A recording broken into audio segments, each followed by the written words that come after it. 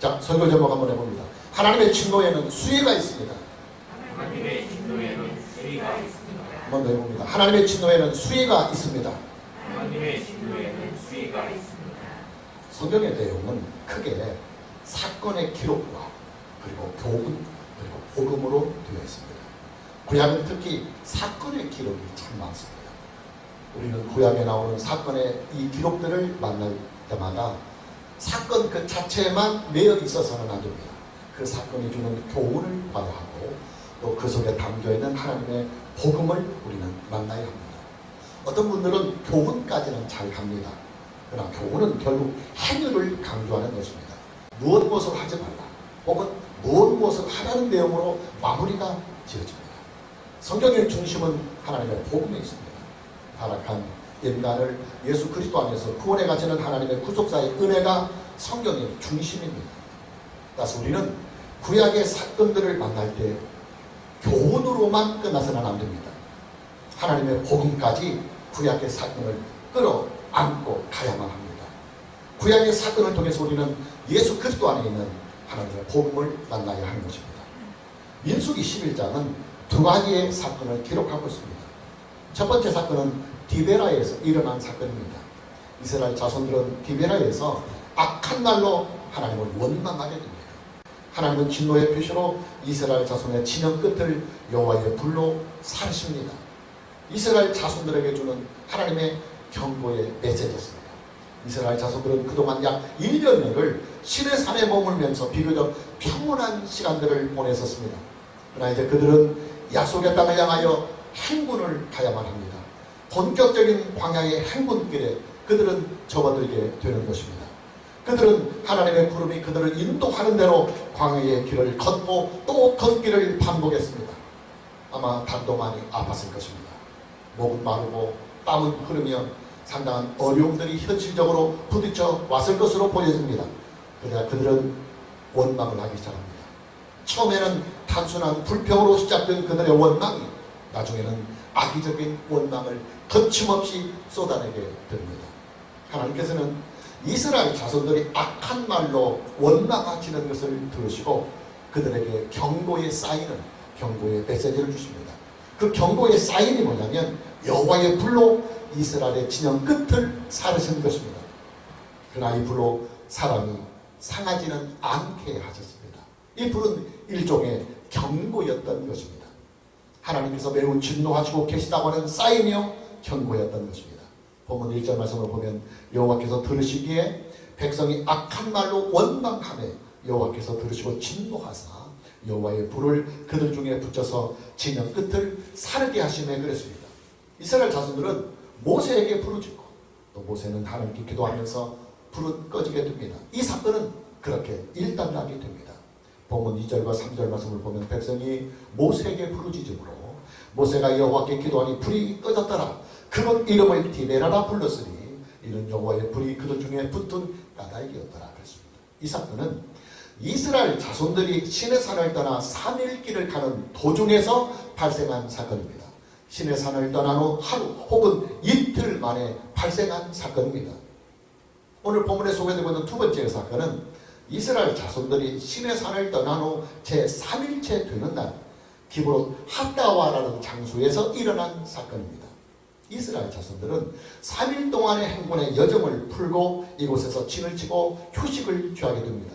그런데 이때 이스라엘 자손 중에서 섞여 사는 다른 인종들이 만나의 실증을 느끼면서 고기 타령을 하자 이스라엘 자손들도 함께 합세해서 고기 타령을 하면서 일제히 장막문 앞에서 울기를 시작합니다.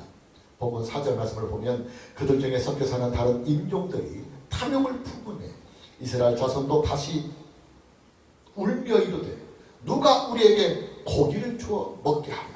그리고 계속해서 10절 말씀을 보면 백성의 온 종족들이 각기 자기 장막문에서 우는 것을 모세가 들으니라. 이러므로 여호와의 진노가 심히 크고 모세도 기뻐하지 아니하여 그랬습니다. 하나님은 진노가 크셨지만 그러나 그들에게 고기를 주십니다. 바람을 일으켜서 지중해를 날고 있는 엄청난 메뚜기 떼를 이스라엘 자손의 진영에 내려주십니다. 본문 31절 말씀을 보면 바람이 여호와께서 나와 바다에서부터 메추기를 몰아 진영 곁 이쪽 저쪽 곧 진영 사방으로 각기 하루길 되는 지면 위 2규빗쯤 내리게 한지라 그랬습니다. 본문 31절 말씀을 보면 하나님께서 이스라엘 자손들에게 주시는 메뚜기 떼의 분량이 아주 상세하게 자세하게 기록이 되어 있습니다. 이스라엘 진영 곁 이쪽 저쪽 곧 진영 사방으로 각기 하루길 되는 지면 위 2규빗집에 메추기가 내렸다고 기록하고 있습니다. 동서남북 사방으로 약 32km가 되는 이 모든 반경에 약 90cm에서 1m 정도가 되는 높이로 메추기가 수북이 쌓였다는 말입니다. 엄청난 분량입니다. 사방 32km 정도의 이 영역에 높이가 약 90에서 1m 정도 되도록 메뚜기 떼가 쌓이도록 이스라엘 백성들에게 지중해에 날고 있는 메뚜기 떼를 몰아서 그들에게 주십니다. 이스라엘 자손들은 땅 위에 수북히 쌓여있는 메뚜기 떼를 거두어 드립니다. 본문 32절 말씀을 보면 백성이 일어나 그날 종일 종야와 그 이튿날 종일토록 메뚜기를 모으니 적게 모은 자도 10호멜이라 그들이 자기들을 위하여 진영 사방에 펴두었더라 그랬습니다. 본문 32절 말씀을 보면 이스라엘 자손들이 이틀 동안을 꼬박 메추기를 모았다고 기록하고 있습니다. 적게 모은 자도 10호멜이라 그랬습니다. 한 호멜은 약 드럼통으로 2개의 분량입니다. 10호멜이라고 그랬으니까 이스라엘 장정 한 명당 약 드럼통으로 20드럼 이상을 거두었다는 말입니다. 자, 거두어들인 이 메뚜기의 분량이 많으니까 진영 사방에 널어서 말렸습니다. 광야는 햇빛이 좋고 공기가 청정해서 2, 3일 정도만 말리면 한 달 이상 보관이 가능하게 되던 것입니다. 이스라엘 자손들은 이 잘 말린 메추기를 무려 한 달 동안을 입에 질리도록 먹습니다. 그러나 하나님은 이스라엘 자손들의 거듭되는 원망과 탐욕에 대하여 징계를 하십니다. 본문 33절과 34절 말씀을 보면 고기가 아직 이 사이에 있어 씹히기 전에 여호와께서 백성에게 대하여 진노하사 심히 큰 재앙으로 치셨으므로 그곳 이름을 기브롯 핫다와라 불렀으니 욕심을 낸 백성을 거기 장사함이었다라 그랬습니다. 이번에는 경고가 아니었습니다. 징계였습니다. 하나님께서는 이 일을 주동한 사람들을 치셨습니다. 그들은 다현장에서 죽임을 당했습니다. 죽임을 당한 사람들을 그곳에 장사를 했습니다. 여러분, 민수기 11장에 나오는 이 2가지의 불행한 사건은요, 이스라엘 자손들이 시내산을 떠난 후 불과 3일 사이에 발생한 사건입니다. 시내산에서 1년 동안의 집중적인 신앙의 교육과 훈련을 받았음에도 불구하고 그들은 단 3일 만에 처참하게 자빠지고 무너지고 마는 것입니다. 여러분, 이것이 바로 인간의 본래의 모습입니다. 1년 동안을 교육하고 1년 동안을 훈련해도 단 3일도 못 견디며 무너지고 마는 것이 바로 인간입니다. 1년 동안 하나님의 말씀을 집중적으로 배우고 성막을 건축해서 하나님께 봉헌도 하고 그 성막에서 제사를 드리며 하나님을 섬기던 사람들이 단 3일 만에 총체적으로 무너지고 마는 것입니다. 그러니 여러분, 이런 연약하고 강팍한 인간이요, 하나님의 사랑과 은혜와 긍휼을 입지 아니한다고 한다면 그 결과가 어떻겠습니까? 감사하게도 하나님은 진노 중에도 긍휼을 베푸셔서 회개하며 다시 돌아오는 자들에게는 그의 과거를 용서하시고 그들을 다시 품어주십니다.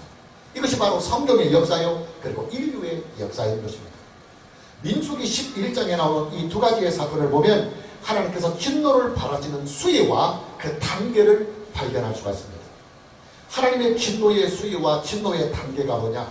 경고의 단계, 그리고 징계의 단계, 그리고 심판의 단계입니다. 여러분, 하나님께서 진노를 나타내실 때는요, 처벌이 목적이 아니라 회개가 목적입니다. 만일에 하나님의 진노가 처벌만을 위한 진노라고 한다면 타락한 인간은 단 한 사람도 이 세상에 존재할 수가 없습니다. 인류의 첫 조상인 아담을 끝으로 인류의 역사는 종결을 구하였을 것입니다. 여러분, 인류의 첫 조상인 아담이 타락을 했을 때요, 하나님께서 아담에게 어떻게 진노를 나타내셨습니까? 아담과 하와를 바로 징계하지 않으셨어요. 아담과 하와를 바로 심판하지 아니하셨습니다. 하나님께서는 범죄한 아담을 직접 찾아오셔서 아담아 네가 어디 있느냐, 아담아 네가 어디 있느냐 하시면서 그에게 회개할 시간과 기회를 먼저 주셨습니다. 변명만을 늘어놓는 아담에게 내가 네게 먹지 말라더만 그 나무의 열매를 네가 먹었느냐 하시면서 거듭거듭 다시 한번 회개할 수 있는 기회와 시간을 하나님은 아담에게 주셨습니다. 불행하게도 아담은 하나님께서 그에게 주시는 회개의 그 기회를 다 놓치고 맙니다. 그는 엉뚱하게도 자기의 죄를 하와에게 전개시키면서 변명만을 하나님께 늘어놓습니다. 하와 역시도 마찬가지였습니다. 하와도 자기의 죄를 뱀에게만 전가시키고 말았습니다. 하나님은 회개의 기회를 잃어버린 아담을 징계하실 때에도 단계와 수순을 밟아 가셨습니다. 가장 먼저 하나님은 타락한 아담과 그의 후손에게 메시아를 먼저 약속해 주셨습니다. 그 메시아를 통해서 타락한 아담과 그의 후손을 구원해 주실 것을 하나님은 약속해 주셨습니다. 아담을 에덴 동산에서 추방을 하실 때에도 하나님은 아담에게 가죽옷을 지어서 입혀 주셨습니다. 그리고 그에게 살아갈 수 있는 땅을 주시면서 땅을 경작하며 살아갈 수 있도록 사랑과 은혜와 긍휼을 베풀어 주셨습니다. 여러분, 아담과 그의 후손인 인류는요, 하나님께 범죄한 자들입니다. 철저하게 타락을 하여서 부패한 본성을 가지고 있는 악한 존재들입니다. 하나님께서 긍휼을 베풀어 주시는 회개의 기회조차도 스스로 거부한 강팍한 존재들이 바로 아담이요 그리고 그의 후손인 인류입니다. 그러니 당연히 심판을 받아야만 마땅한 존재들입니다. 그러나 하나님께서는 징계 중에도 긍휼을 베푸십니다. 심판을 행하시는 중에도 반드시 구원의 길을 먼저 열어두신 후에 그리고 심판을 하십니다. 이것이 바로 하나님의 복음입니다. 예수 그리스도 안에서 범죄한 자들을 구원하시고, 예수 그리스도 안에서 타락한 자들을 구원하시고, 또 예수 그리스도 안에서 심판의 대상을 구원하시는 것, 이것이 바로 하나님의 복음인 것입니다. 이스라엘 자손들은 신의 산에서 하나님의 거룩하신 임재의 영광을 경험한 사람들입니다. 하나님께서 모세에게 말씀하시는 그 음성을 직접 듣기까지 한 사람들입니다. 그들은 하나님께서 직접 내려주시는 만나를 먹으면서 전혀 굶주림 없이 살아왔습니다. 그들에게는 하나님께서 언약으로 주신 가나안의 땅이 유업으로 기다리고 있습니다. 더더욱 그들에게는 하나님께서 그들과 함께 하시는 임마누엘의 은혜가 그들 안에 있습니다. 자, 그렇다면 그들은 하나님을 믿고 의지하고 또 의뢰하면서 믿음으로 광야의 길을 가야만 했었습니다. 이것이 정상이고 그것이 바로 상식입니다. 그러나 그들은 상식을 벗어나고 정상적인 삶의 궤도를 이탈하고 맙니다. 그것도 불과 3일 만에 말입니다. 하나님께서는 디베라에서 이스라엘 자손들이 악한 말로 원망을 할 때 진노를 하셨습니다. 그러나 하나님은 진노 중에도 긍휼을 베푸십니다. 단 한 사람도 다치지 아니하도록 진의 일부분만 여호와의 불로 사르셨습니다. 경고였습니다. 다시는 이런 짓을 하지 말라 하는 경고였습니다. 자, 그렇다면 여러분, 이스라엘 자손들은 이 경고에 주의를 기울이며 자신들을 돌아보아야만 했습니다. 다시는 하나님의 진노를 바라지 않은 그런 악한 일을 해서는 안 되었습니다. 그러나 그들의 악행은 멈추기는커녕 더 달로 심해만 갔습니다. 디베라에서의 경고를 아예 무시해버리더니 이제는 노골적인 원망을 하나님께 퍼붓고 맙니다. 본문 10절 말씀을 보면 백성의 온 종족들이 각기 자기 장막문에서 우는 것을 모세가 들으니라. 이러므로 여호와의 진노가 심히 크고 모세도 기뻐하지 아니하였다고 성경이 말씀하고 있습니다. 본문 10절 말씀을 보면 백성의 온 종족들이 각기 자기 장막문에서 우는 것을 모세가 들었다. 일종의 시위였습니다. 시위. 약 200만 명이 넘는 그 엄청난 이스라엘 자손들이 일제히 그들이 기거하고 있는 장막문 앞에 다 나와서 함께 슬피 우는 것입니다. 왜 우느냐? 원망을 나타내는 시위였습니다. 매일매일 만나만 먹는 일에 이제는 실증이 났다고 하는 시위를 그들은 그렇게 벌이고 있는 것입니다. 국가를 경영하는 지도자들이 가장 경계하는 일이 무엇이냐면 백성들의 단체 행동, 즉 백성들의 시위입니다. 시위 중에서도 온 백성들이 국민들이 다 참여하는 시위가 있다고 한다면 그 시위는 지도자를 불신임을 한다고 하는 의사표시이기 때문에 국가를 경영하는 지도자에게는 결정적인 타격이 됩니다. 여러분, 지금의 문 정부가 정권을 잡게 되는 배경이 무엇이었습니까? 박근혜 전 대통령을 탄핵하라고 하는 백성들의 촛불 시위였습니다. 근데 그 촛불 시위에 참여한 백성들의 숫자가 얼마였느냐? 제가 자료를 찾아보니까 전국적으로 약 1,700여만 명, 전국적으로 약 1,700여만 명이라고 소개하고 있습니다. 자, 2021년도 한국의 인구 조사를 한 내용을 제가 자료를 찾아보니까 우리나라의 전체 인구수가 5,168만 3,025명이라고 기록되어 있습니다. 우리나라 전체 국민의 약 3분의 1이 촛불시위에 전국적으로 참여했다는 말입니다. 박정희 전 대통령은 우리나라 전체 국민의 3분의 1이 참여한 촛불시위가 발언이 되어서 결국 탄핵을 받았습니다. 무슨 말이냐? 그만큼 백성들이 자발적으로 그리고 단체적으로 임하는 시위는 국가를 경영하는 지도자들에게는 엄청난 위기요 그리고 타격이라는 말입니다. 이스라엘 자손들이 하나님께 했던 이 시위는 이스라엘 자손들 전체가 다 참여하는 시위였습니다. 약 200만 명이 넘는 그 엄청난 사람들이 일제히 각자의 장막문 앞에서 나와서 슬피 우는 것입니다. 매일매일 만나만 먹었더니 기력이 다였으니까 이제는 우리에게 고기를 주어서 먹게 하라고 말입니다. 본문 4절 말씀을 다시 보면 그들 중에 섞여 사는 다른 인종이 탐욕을 품음에 이스라엘 자손도 다시 울며 이르되 누가 우리에게 고기를 주어 먹게 하랴. 그리고 본문 10절 말씀 다시 보면 백성의 온 종족들이 각기 자기 장막문에서 우는 것을 모세가 들으니라. 이러므로 여호와의 진노가 심히 크고 모세도 기뻐하지 아니하였다. 여러분, 이스라엘 자손들의 이 시위는요 엄청난 파급의 효과가 있는 단체 행동입니다. 만일에 그들의 지도자인 모세가 그들에게 고기를 주지 못한다고 한다면 지도자의 자리에서 하야를 하라고 하는 노골적인 탄핵이요 그리고 압박이었습니다. 만일에 하나님께서 그들에게 고기를 주어 먹게 하지 아니하신다면 하나님도 그 자리에서 하야를 하라고 하는 노골적인 의사표시였던 자손들의 이 시위가 모세의 탄핵을 요구하는 시위라고 하는 사실을 익히 알고 있습니다. 모세가 하나님께 기도하는 내용을 보면 충분히 짐작할 수가 있습니다. 본문 13절에서부터 15절 말씀을 보면 이 모든 백성에게 줄 고기를 내가 어디서 얻으리까? 하나님께 기도하는 모세의 기도의 내용입니다. 그들이 나를 향하여 울며 이르되 우리에게 고기를 주어 먹게 하라 하온즉 책임이 심히 중하여 나 혼자로는 이 모든 백성을 감당할 수 없나이다. 주께서 내게 이같이 행하실진데 구하옵나니 내게 은혜를 베푸사 즉시 나를 죽여 내가 고난 당함을 내가 보지 않게 하옵소서.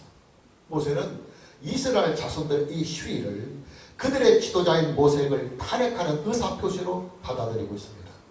만일에 고기를 주지 아니하면 즉시로 그 지도자의 자리에서 하야하라고 하는 탄핵의 압박으로 모세는 해석을 하고 있는 것입니다. 모세는 이스라엘 자손들이 자기를 탄핵하며 하야를 요구하는 이 압박을 견딜 수가 없었을 것입니다. 지도자들이 가장 두려워하는 일이기 때문입니다.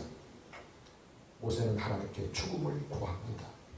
이스라엘 자손들 앞에서 그런 수치와 모욕을 당할 바에는 차라리 거룩하게 죽는 것이 낫다고 하나님께 탄원의 기도를 드립니다.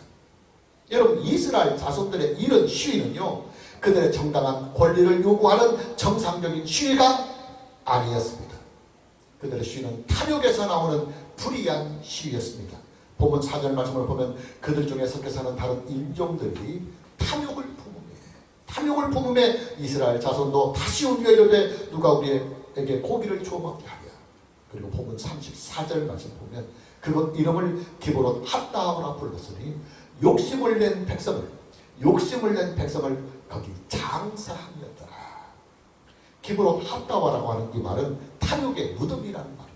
이스라엘 자손들의 시위를 주동했던 사람들이 죽임을 당한 후에 붙여진 장소의 이름입니다. 성경은 이스라엘 자손들의 시위의 발언이 그들의 탐욕이었다고 하는 사실을 분명하게 밝히고 있습니다. 그들의 시위는 정당한 권리 행사가 아니었습니다. 그들을 권하신 하나님을 노골적으로 멸시하는 폐악이었습니다.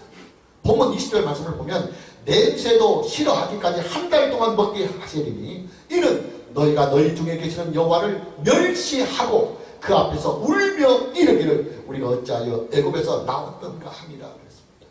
본문 20절 말씀을 보면 이스라엘 자손들의 시위를 바라보시는 하나님의 평가, 하나님의 판단이십니다. 하나님은 이스라엘 자손들의 이 시위를 그들 중에 계시는 하나님을 멸시하는 행위로 판단하고 계십니다.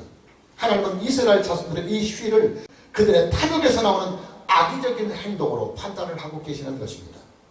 자, 그렇다면 여러분, 이스라엘 자손들은 이 시위로 말미암아 마땅히 정죄를 받아야만 합니다. 동시에 그들이 시위를 하면서 요구하였던 고기도 주어서는 안 됩니다.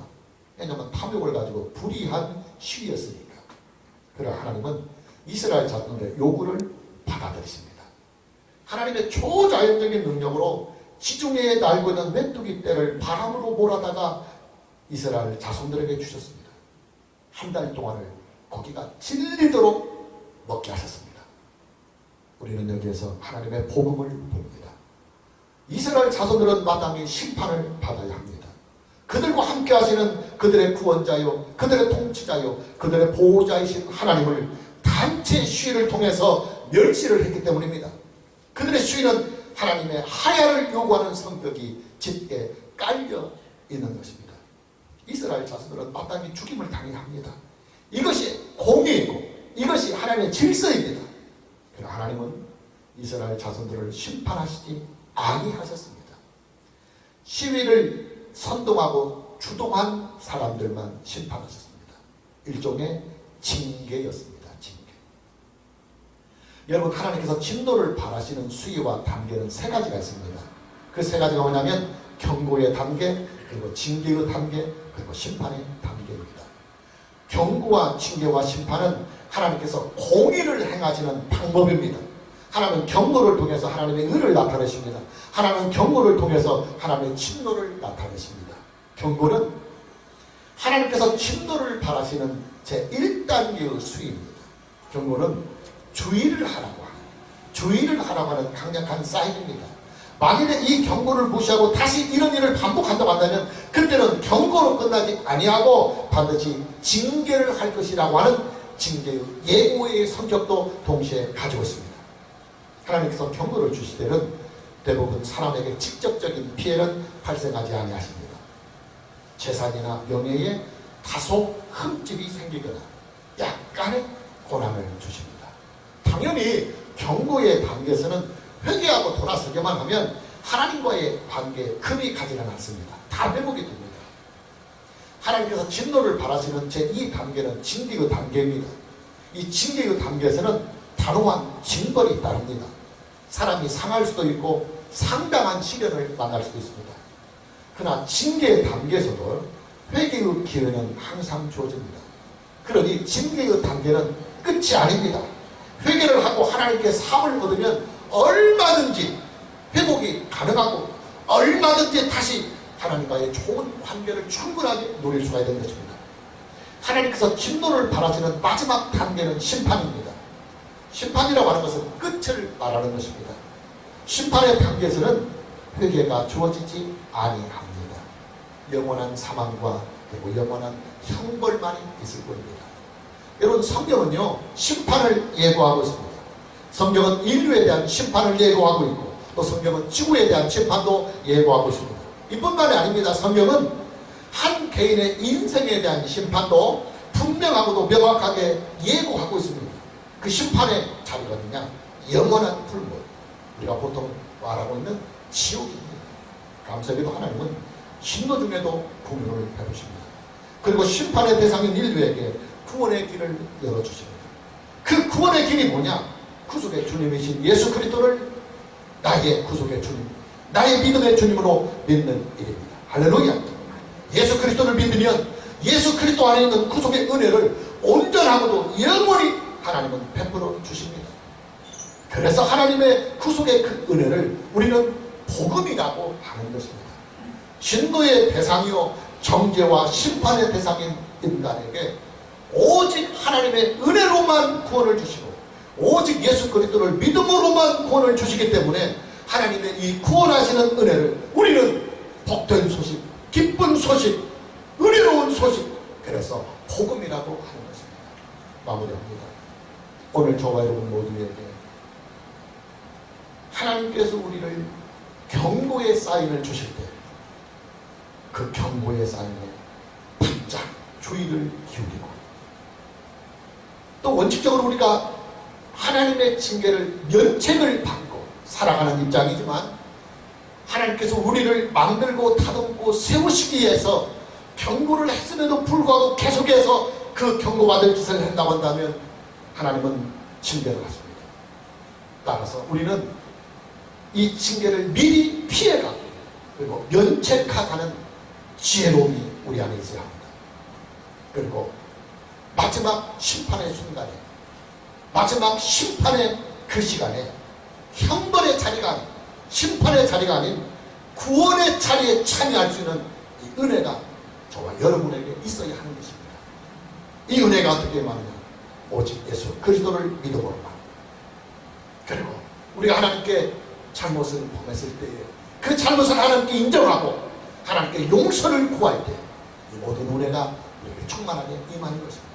오늘 저와 여러분에게 하나님의 이 구원하신 충만하신 은혜 안에서 복을 누리며 안전하고 평안한 인생을 살 수 있는 이 은혜가 있기를 주님의 이름으로 축복합니다. 찬양합니다.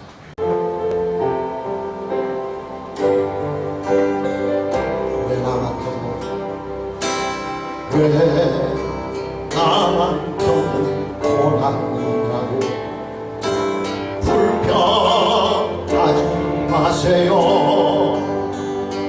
고난의 뒤편에 주님 주실 축복